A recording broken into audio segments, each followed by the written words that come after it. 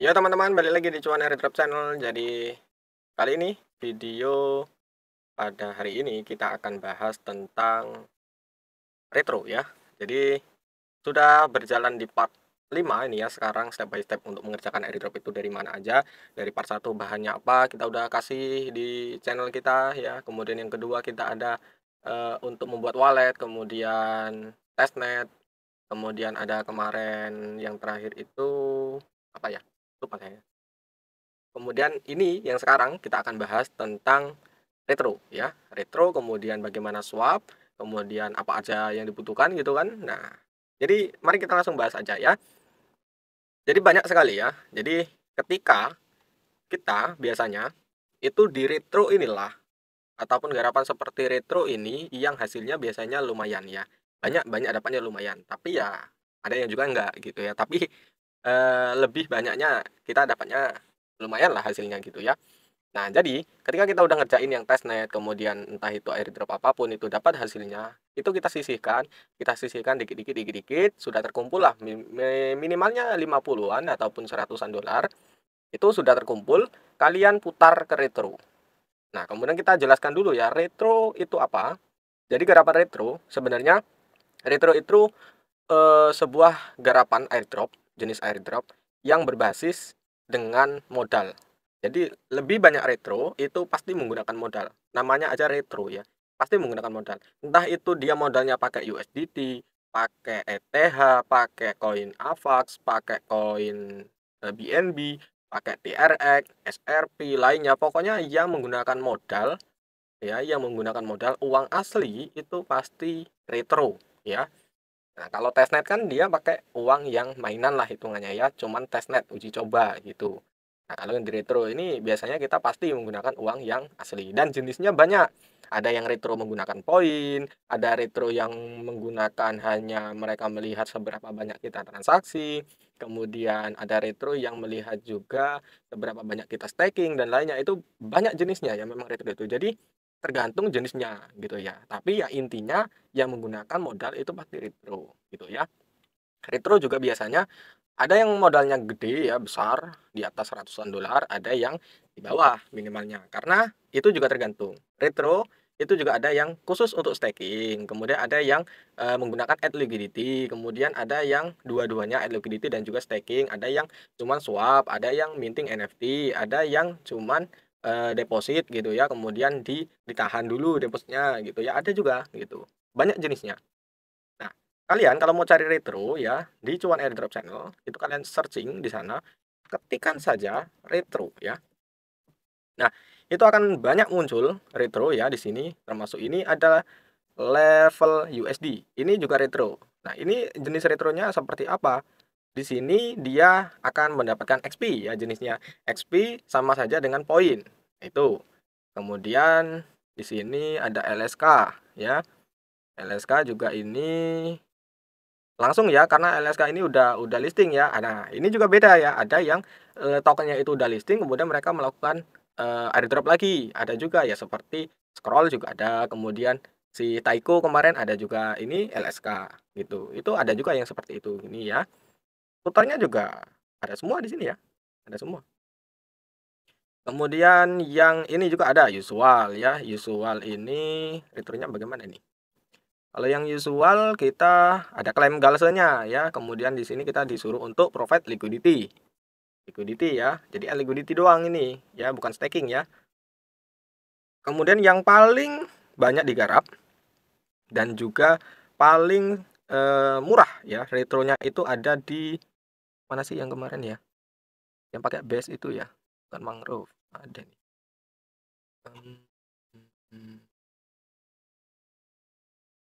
Ini Alto. Nah, ini Alto juga termasuk retro ya. Dapatnya poin, kemudian kita tugasnya untuk melakukan bridging ya. Bridge dari jaringan ETH1 misalnya layer 1 ke ETH base ataupun ke ETH arbitrum itu layer 2. Itu ada juga ya. Nah, ini Uscorn ya. Uscorn ini juga retro. Kita dapatnya poin juga gitu ya. Itu banyak tapi rata-rata memang dia pakai poin ya. Poin ataupun pakai XP ya gitu. Nah, ini ada OP ya, ada juga retro di Solana juga ada gitu. Ini seperti ini ya. Kita minting NFT ini ya. Kita minting NFT nanti dapat token itu. Ada juga yang staking ya. Stake Jup token itu kan dapat juga tuh. Banyak yang dapat ya. Itu ini Chroma. Ini banyak ya jenis-jenis retro itu memang sangat banyak gitu. Ini Swell juga ada.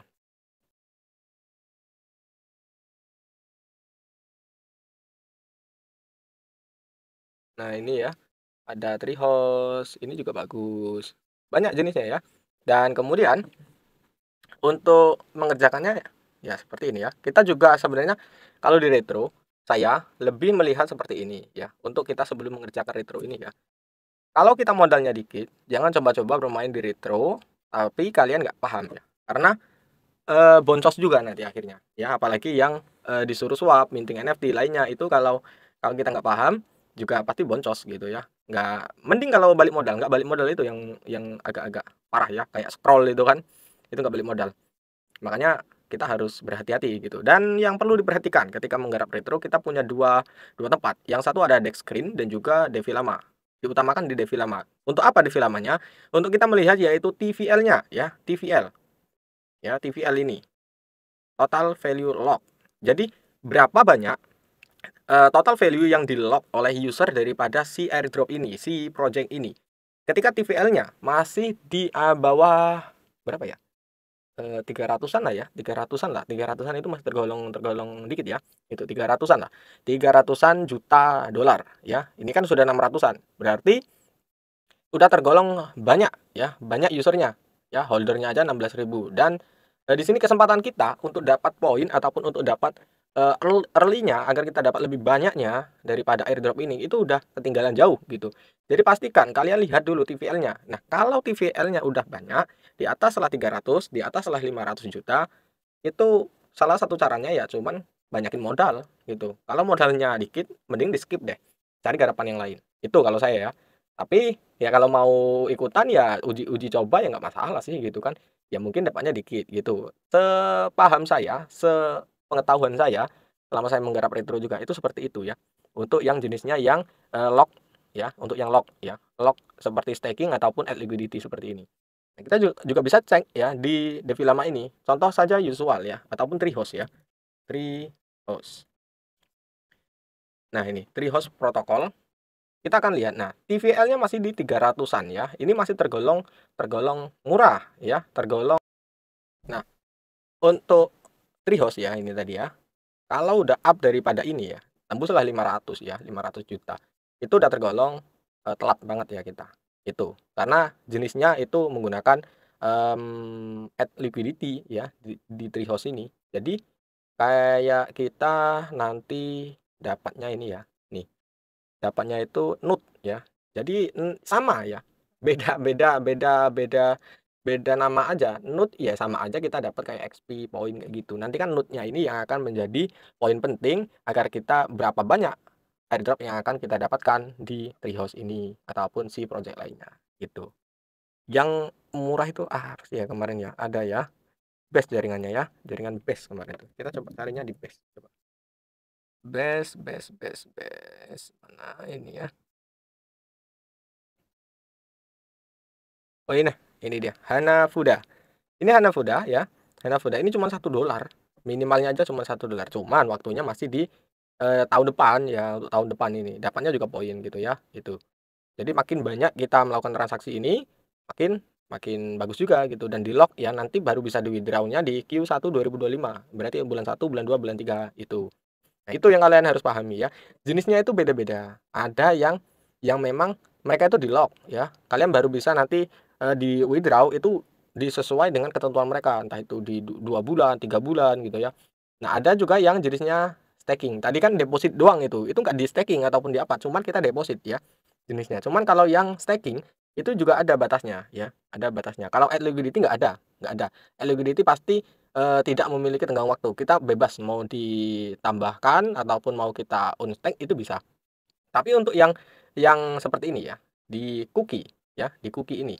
Saya liquidity di sini ini sekitar 6 bulan atau 1 tahun kalau nggak salah saya lock itu.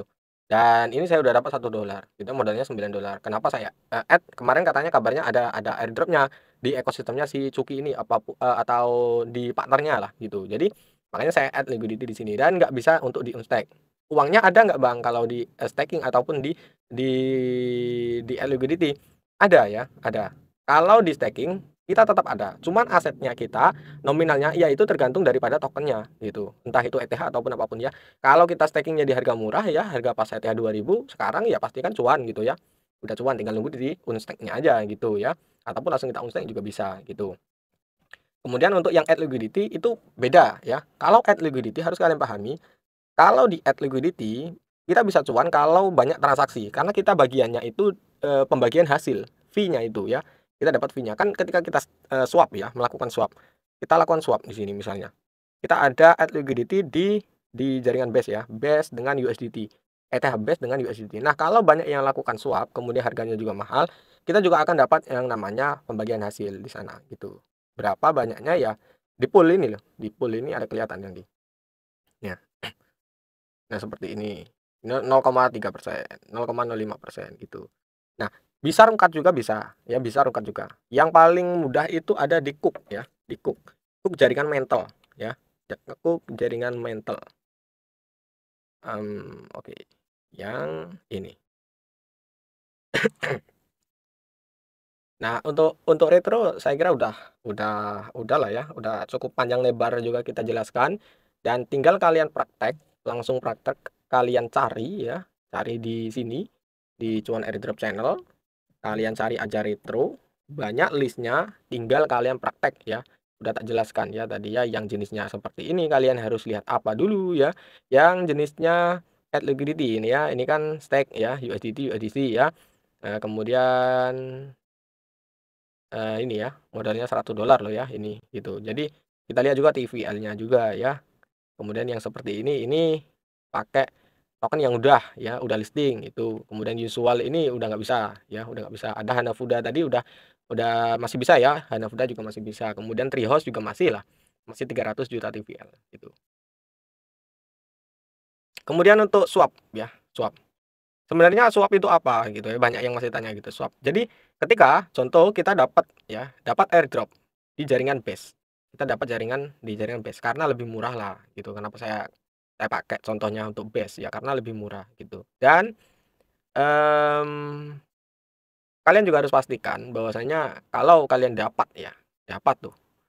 token di wallet kalian, itu kalian harus berhati-hati. Hati-hatinya satu, ketika kalian mau swap, pastikan dulu daripada si smart contract-nya dari token tersebut itu aman, bukan phishing. Kadang itu ada yang kita dapat itu eh $500.000, ada yang dapat berapa juta dolar gitu ya. Nah, itu harus berhati-hati. Jangan senang dulu ketika kalian menemukan di wallet kalian, wah, ada $1.000 gitu ya, atau ada $10.000. Itu biasanya paling banyak di jaringan BSC ya, di BSC, di BNB. Nah, itu kalian harus hati-hati, harus hati-hati. Itu biasanya adalah phishing ya, adalah phishing. Nah, itu yang harus kita waspadai. Kalau kita melakukan swap di sana, biasanya juga fee-nya itu nggak normal. Normalnya untuk swap itu adalah untuk BNB itu sekitar 0,1, 0,2, paling mahal itu 0,3-an. Itu paling mahal. Belum pernah saya nemu sampai 0,5 ya. Itu untuk swap ya, bukan untuk klaim ya, itu untuk swap. Nah, itu normalnya segitu. Nah, kalau lebih dari itu, bahkan sampai memakan kita punya saldo $2 tuh di BNB. Kok ketika kita mau swap, approve aja, kita kan sebelum melakukan swap pasti disuruh approve. Nah, itu kita akan terkena biaya biasanya. Biayanya nggak ngotak biasanya. Akan memakan semua saldo yang ada di BNB kita. Kita punya $2, ya kita approve harus bayar $2. Kita ada $100, ya disuruh bayar $100.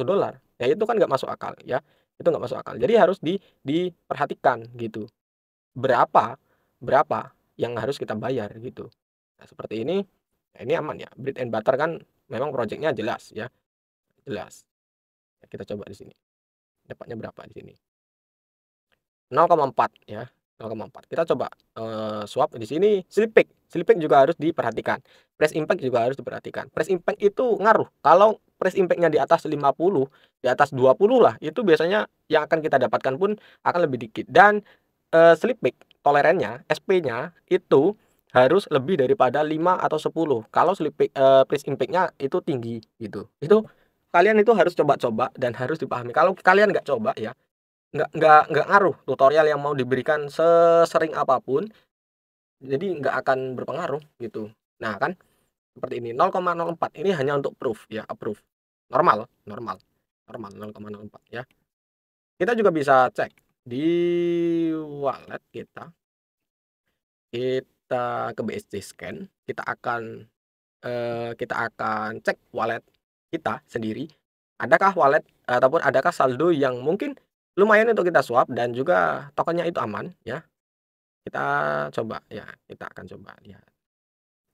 Nah, ini sebagai pengetahuan bahwasanya harus berhati-hati ketika mengerjakan sebuah airdrop. Ini force ya, 998 hari. Ini wallet saya yang keberapa ini padahal ya. Tuh. Nah, jadi udah ini ya, udah kita cek ya tadi ya. Mana ini? Nah, ini ya.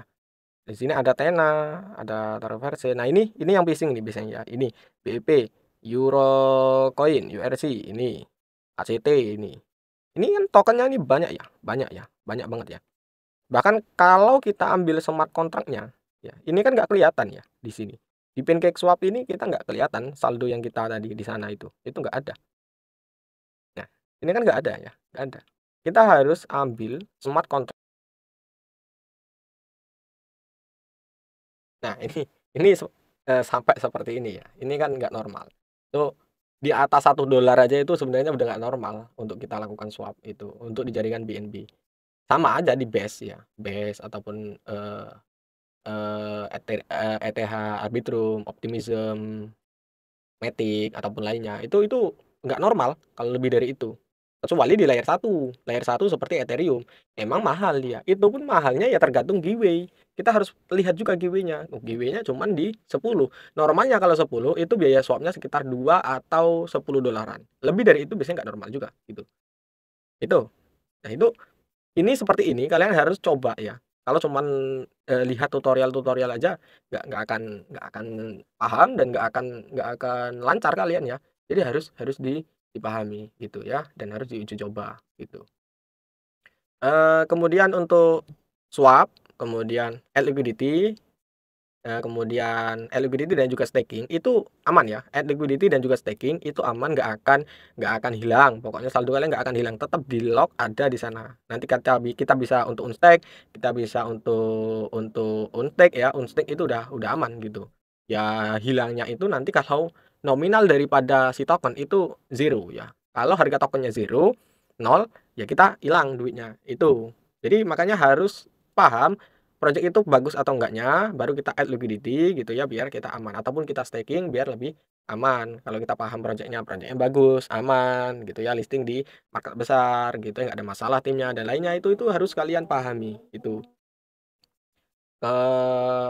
Apalagi ya? Sepertinya sudah ya, lengkap ya. Dan untuk DEX screen ya, kebutuhan DEX screen ini saya tadi searching, ini untuk kita nyari ya, nyari project-project yang mungkin hidden. Ya hidden, maksudnya hidden itu cuman ada di decentralized exchange, di QuickSwap, di PancakeSwap, Uniswap ataupun exchange lainnya gitu ya. Nah, ini kan untuk tempat-tempat exchange ya. Sebenarnya di wallet, di Bitget ataupun di OKX wallet itu kan langsung ada tempat swapnya. Itu ada beberapa yang nggak bisa untuk dilakukan swap di sana. Makanya kita gunakan yang Uniswap ataupun tempat-tempat swap lainnya gitu. Itu ya. Ini deck screen untuk kita mencari project-project ataupun kita melihat harga yang memang belum ada, belum listing di exchange. Itu menggunakan deck screen, menggunakan AV ada dan lainnya banyaknya gitu. Oke, mungkin saya kira cukup sekian. Jadi info semuanya kalau kalian mau cari tentang garapan-garapan ada di Cuan Airdrop Channel dan pastinya di Cuan Airdrop YouTube ataupun di Twitter ataupun all sosial media kita. So, silakan follow semua sosial media Cuan Airdrop Channel dan pastinya fokusnya di Cuan Airdrop Telegram dan juga Cuan Airdrop YouTube. Saya kira cukup sekian untuk penjelasan part 5 tentang retro dan lainnya di step by step untuk mengerjakan airdrop. Saya mohon maaf apabila ada kekurangan, salah kata ataupun penjelasan saya yang salah. Saya mohon maaf dan mari kita belajar bersama di kripto. Semoga semakin cuan dan lancar. Sehat selalu teman-teman. Thank you and see you again.